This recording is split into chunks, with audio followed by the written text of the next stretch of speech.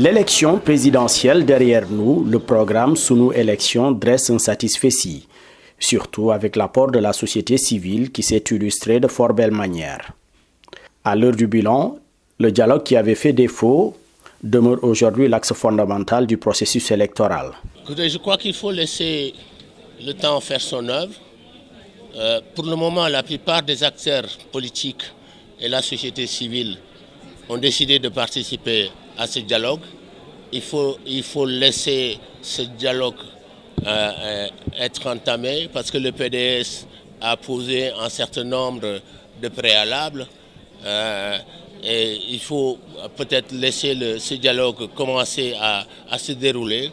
Peut-être qu'avant qu'il ne se termine, eh bien, on arrivera à des consensus, à tous les consensus que nous souhaitons.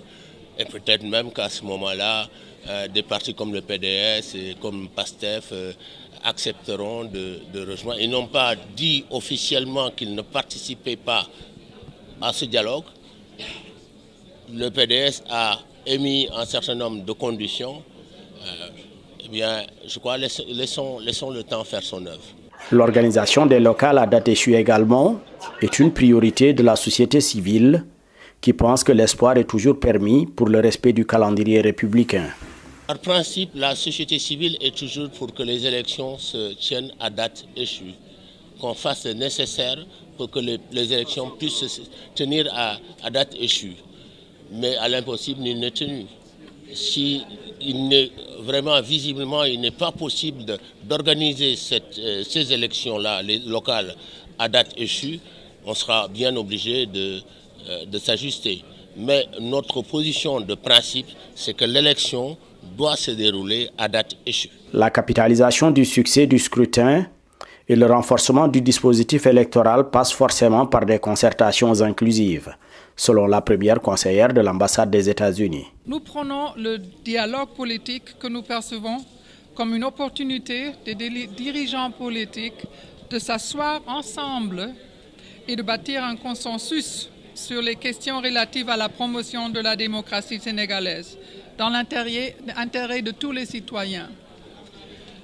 Différence d'opinion, c'est la politique. Mais la démocratie, c'est de s'asseoir ensemble et décider ce qui est le meilleur chemin pour le pays.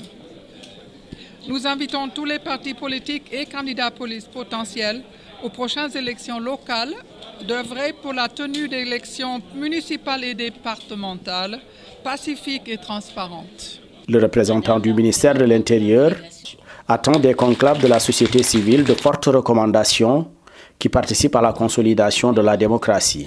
La tenue de cet atelier d'évaluation où vous envisagez de tirer les leçons des difficultés rencontrées, de réfléchir aux voies et moyens permettant une unité d'action de la société civile dans la perspective du dialogue politique et des élections locales, afin de dégager des stratégies communes pour une plus grande efficacité de vos interventions futures.